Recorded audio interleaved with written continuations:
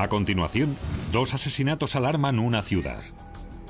Estamos todos inquietos. No conciliamos el sueño. ¿Era un asesino en serie? Había similitudes entre las dos escenas.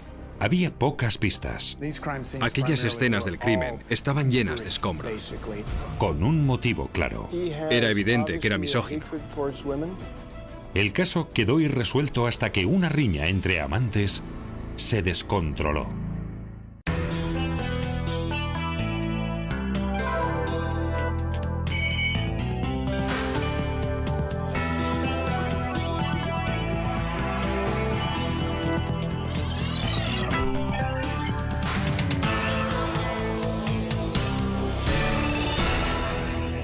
Crímenes imperfectos. Signo del delito. A principios de los 90, Seattle, Washington, era una de las ciudades con mayor expansión del país. Renee Powell, una enfermera de 43 años, fue a Seattle de vacaciones y nunca regresó. Floreció como una flor. Floreció. Era increíble el aspecto que tenía y cómo hablaba, y sonreía, y se reía. Pero 2 años después de que Renee se mudara a Seattle, aconteció una tragedia. Una fría noche de febrero, se incendió su apartamento. Cuando los bomberos extinguieron las llamas, encontraron el cuerpo de Renee. El cuerpo de la víctima estaba boca abajo, con los brazos a los lados, las piernas abiertas. Encontraron un picahielos entre sus piernas. Tenía casi toda la ropa rasgada. Apenas quedaban fragmentos de su camiseta. Había atado y amordazado a Renee y al parecer la habían estrangulado hasta matarla antes del incendio. El origen del fuego demostró un móvil factible. Había indicios de que el fuego había prendido entre las piernas de Renee Powell. La fuente de combustión eran materiales que había en el apartamento. El incendio del salón lo habían provocado unos troncos y prendas de vestir como un abrigo. Aunque no había signos de que hubieran forzado la entrada, el bolso y las tarjetas de crédito habían desaparecido. Y también sus aparatos electrónicos como la televisión o el vídeo. Acababa de hacer la colada, porque había ropa apilada en el sofá. Era evidente que acababa de prepararse una jarra de té helado, porque había una jarra llena de té helado en la encimera y cubitos que se habían derretido a causa de las llamas. Cogí el teléfono y mi hermana tenía una voz muy rara. Me dijo, se ha ido, está muerta. Y le pregunté, ¿quién? Y me respondió, Renee. Y pregunté, ¿qué Renee? Y repitió, Renee. No puede ser, acabo de hablar con ella. Durante la autopsia, el médico forense halló pruebas de que Renee había sido agredida sexualmente. No podíamos imaginar quién podía haber querido matar a Renee. Nunca pudimos encontrar a nadie, ni familiares, ni conocidos, ni examantes, ni nadie del trabajo.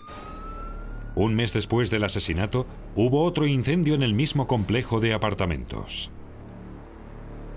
Sospechando que era provocado, esta vez la policía usó un helicóptero con un sensor térmico para ver si alguien se escondía en el área observando las llamas.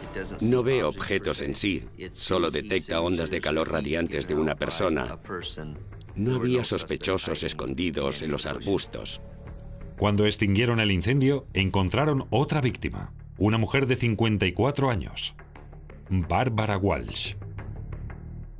Las similitudes entre los dos homicidios y las dos mujeres eran muchas. Tanto Bárbara como Renee eran solteras, vivían solas y trabajaban en el ámbito de la salud. Los dos apartamentos estaban en una primera planta. Había pruebas de que ambas mujeres acababan de hacer la colada cuando su agresor entró en el apartamento. Las dos mujeres habían sido atadas con su ropa interior. También las habían atado con los cables eléctricos de las lámparas del apartamento. El asesino era organizado y planeaba bien sus crímenes. En los dos apartamentos arrancó el detector de incendios antes de prender fuego e incluso arrancó los timbres de la puerta. Hizo todo lo posible para garantizar que no descubrieran el incendio antes de tiempo. Ambas víctimas habían sido apuñaladas, estranguladas y robadas. Ambas habían hecho la colada antes de que las agredieran. Nuestra hipótesis era que se había dejado abierta la puerta corredera cuando bajó a hacer la colada y que al regresar el sospechoso ya estaba en su apartamento. Los 2 asesinatos más truculentos que me han asignado. Las similitudes eran demasiado flagrantes para obviarlas, y la conclusión demasiado horrible para negarla.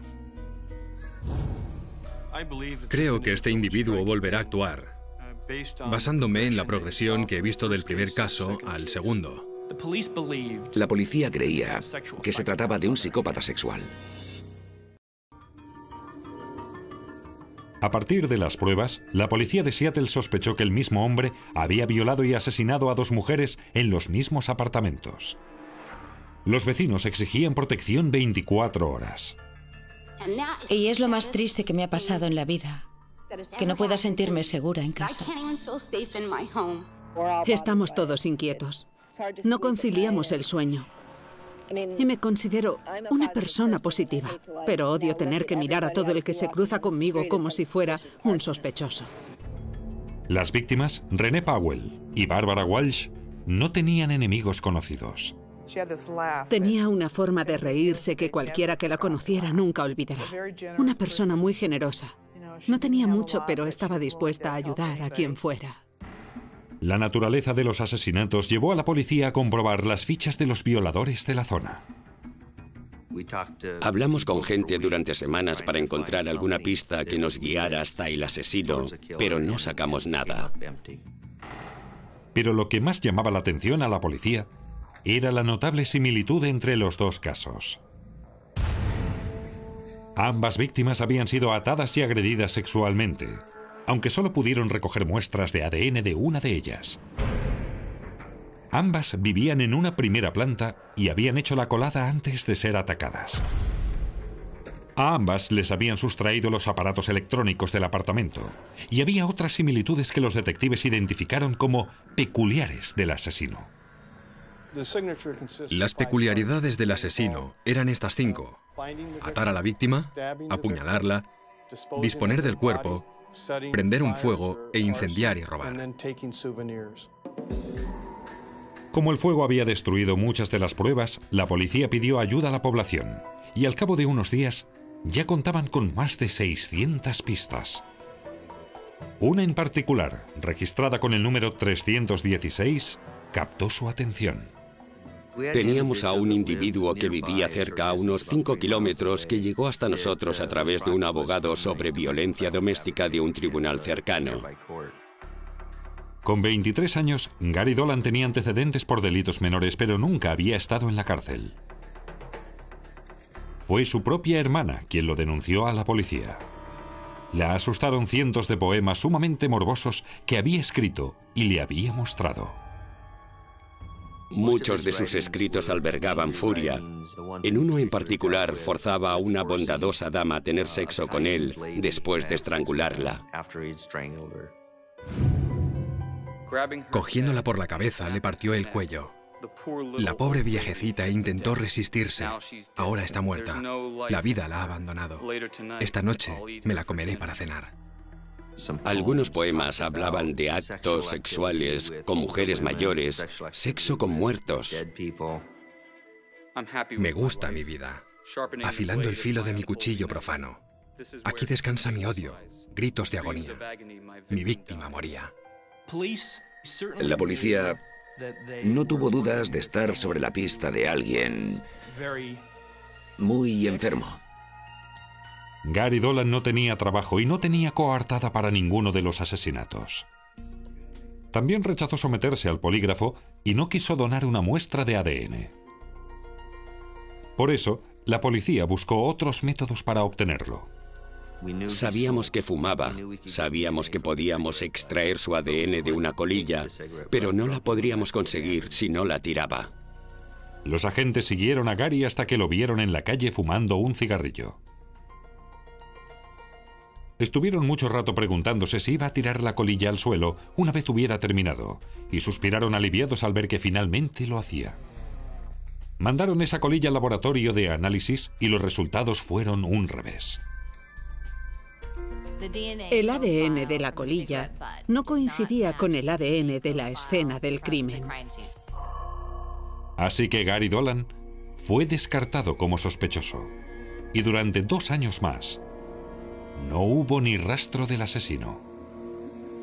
2 años intentando encontrar al asesino.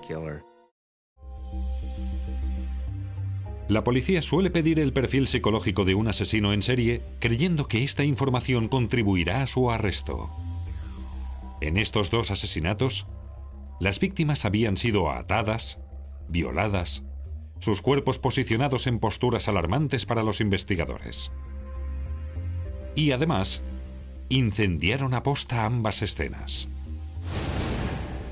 Esos elementos eran particulares. Esas mujeres eran sustitutas. Fueron sus objetivos y víctimas porque se estaba vengando. El odio que profesaba a algunas mujeres de su vida le hacía actuar. Por eso sustituye a la persona de su vida por estas víctimas. Durante 2 años, la policía buscó al asesino sin éxito. Luego, los investigadores hallaron una nueva pista de una fuente imprevista. Una mujer reclusa en una cárcel de la zona. La pista que nos dio era demasiado gorda para no hacerle caso y fuimos a hablar con ella. Su nombre era Princess Gray. Estaba en la cárcel esperando el juicio por haber agredido a su novio, Robert Parker, cuando tuvo la osadía de dejarla por otra mujer. Había atacado a la otra mujer y más tarde, cuando fueron a juicio por eso, también agredió a Robert en la sala. Y por eso estaba en la cárcel, por esas agresiones. Princess Gray confesó que su exnovio, Robert Parker, era el hombre que había asesinado a Renee Powell y Barbara Walsh. Era la clase de historia que la policía había oído cientos de veces. Princess Gray tenía razones para mentir. Era la mujer ultrajada. Parker se había ido. La había abandonado por otra mujer. Princess Gray y Parker tenían una hija en común. Y él no estaba allí para cuidar de la niña o mantenerla. Pero Gray declaró que ella y Robert vivían apenas a 140 metros del complejo de apartamentos donde Renee y Bárbara habían sido asesinadas. Empezó a traer cosas a casa. Yo le pregunté qué hacía, de dónde lo había sacado, pero me dijo que me callara y que no abriera la boca. Así que metió aquellos trastos en casa y luego esparció pimienta por todo el suelo. ¿Dentro o fuera? Dentro y fuera. La pimienta despistaría a los perros policía. Dijo que todavía guardaba los aparatos que Parker había traído a casa de las escenas del crimen. ¿Y dónde están? Los tengo yo. ¿En tu apartamento? Sí. En el apartamento de la pareja, la policía encontró todos los aparatos robados de los apartamentos de Renee Powell y Barbara Walsh. Televisores, vídeos, abrigos y otros objetos identificados por los parientes de las víctimas. Al ser interrogado por la policía, Robert Parker, de 23 años, negó su implicación en los asesinatos. No había ni huellas dactilares ni testigos. Nunca admitió estar en aquellos apartamentos. Pero una comprobación de sus antecedentes reveló roces con la ley. Cuando se produjeron los asesinatos, Robert se ganaba la vida traficando en la calle y empeñando y vendiendo objetos, muy probablemente objetos robados que había conseguido de sus trapicheos con la droga.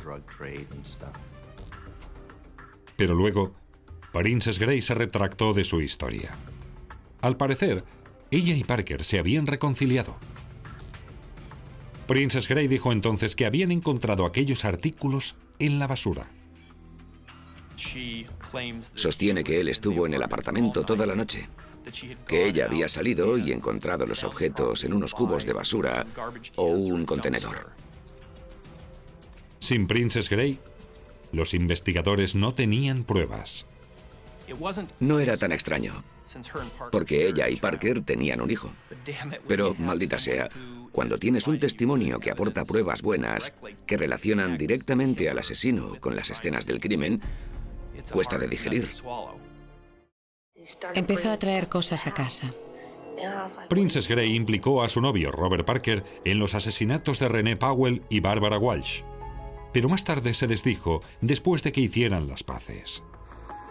¿Qué versión era la buena? Sabía detalles que nadie, a excepción de la policía, la víctima y el sospechoso, o alguien próximo sabría. Pero los investigadores no se dieron por vencidos. Princess Gray les había dado horas de información. Todo grabado. Innumerables detalles de su vida con su novio, Robert Parker. En ocasiones, reveladoras. ¿Su vida sexual era normal? Sí, menos una vez que estábamos haciéndolo. Y empezó a actuar como si adoptara otra personalidad. Y empezó a asfixiarme, llamándome zorra, puta y cosas así. Y Gray contó otro detalle acerca de la higiene personal de Parker. Mencionó que después de que ella y Parker hacían el amor, solía ir al baño, se limpiaba con las toallas y dejaba las toallas sobre el tocador. Encontramos 2 toallas en el baño de Barbara Walsh que estaban sobre el tocador. Aunque las toallas quedaron afectadas por el incendio, la policía se preguntaba si Parker las había usado después de agredir sexualmente a Barbara Walsh. Para descubrirlo, los investigadores examinaron aquellas toallas. La toalla estaba doblada o arrugada. Y cuando la desplegué y la empecé a examinar, encontré 4 cabellos. 4 cabellos que, a menos que estuvieran dañados por el calor, eran visualmente distintos a los de Barbara Walsh. Y uno de aquellos cabellos tenía el potencial de ser una prueba magnífica. El primer cabello en el que me fijé era probablemente el más largo, y tenía una raíz, y tenía la raíz con el tejido pegado. Fue pura suerte que la toalla no se quemara y el pelo púbico con ella. Los investigadores poseían ahora muestras de ADN de ambas escenas del crimen, muestras biológicas del kit de violación de Renee Powell y un cabello del apartamento de Barbara Walsh. Los científicos compararon el ADN de Robert Parker con aquellas otras muestras de ADN. El perfil de ADN de Robert Parker se comparó con el perfil previamente generado gracias a los hisopos vaginales. Coincidían. Robert Parker había negado estar en los apartamentos de las víctimas, y ahora las pruebas contradecían directamente su versión. Nos sentimos tan bien. Es un alivio indescriptible conseguir ADN que es inmaculado, irrefutable, una prueba científica, cuando hasta el momento solo teníamos pruebas circunstanciales y la declaración de alguien como Princess Gray. 2 años después de los asesinatos, Robert Parker, de 23 años, fue arrestado y acusado de 2 cargos de asesinato. Los fiscales creen que Parker había estado semanas espiando a las víctimas. En el caso de Renee Powell, esperó en el bosque junto al apartamento.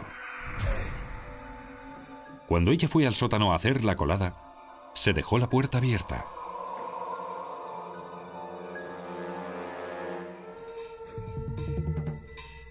Él entró, cogió un cuchillo de cocina y se escondió. Cuando Renee regresó, él la atacó. Le ató los brazos con cables de lámpara del apartamento. Luego, la agredió sexualmente y la apuñaló hasta matarla. Se llevó algunos objetos de valor, un reproductor de vídeo, un abrigo, desmanteló el detector de humos y prendió fuego para destruir las pruebas.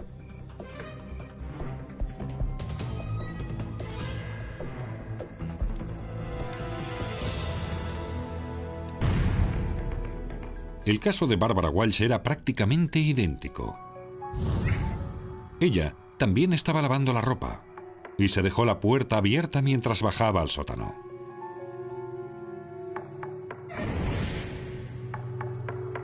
Al igual que en el primer crimen, Parker usó materiales que encontró en el apartamento.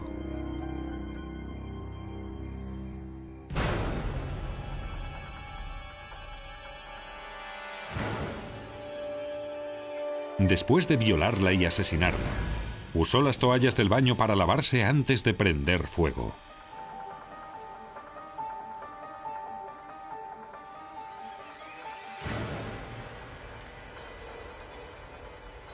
En la toalla doblada, un pelo con la raíz intacta sobrevivió al intenso calor de las llamas y el humo. Un cabello diminuto, hallado gracias a la aportación de una novia rabiosa que buscaba vengarse. La toalla estaba un poco chamuscada, pero no quemada del todo, y por eso los cabellos que había dentro no se vieron afectados por la intensa temperatura. La policía cree que el móvil de los asesinatos de Parker era en parte su furia y resentimiento hacia su novia, Princess Gray. Creo que Robert estaba en casa con Princess y habrían tenido alguna discusión, marchándose de casa enfadado. Supongo que es porque había acumulado mucha rabia contra Princess, que era una persona dominante y muy difícil de tratar. Y sospecho que eso contribuyó a desatar la perversión sexual que vemos en los asesinos. Tras un juicio que duró 4 meses, Robert Parker fue condenado por el doble asesinato con agravante y sentenciado a cadena perpetua. Sus delitos estaban planeados hasta el punto de intentar destruir las pruebas. Pero la ciencia descubrió pruebas cuya existencia él desconocía. Es increíblemente inquietante pensar que podría haber más Parkers recorriendo nuestras calles y que no hay nada que te avise de ello. Hay muchos casos que quedan abiertos por falta de pruebas forenses. Nunca se sabe, porque puede ser microscópico o puede ser tan grande como un balón de fútbol. Ese es el encanto de la ciencia forense, que no sabes qué parte de tu análisis será la más importante.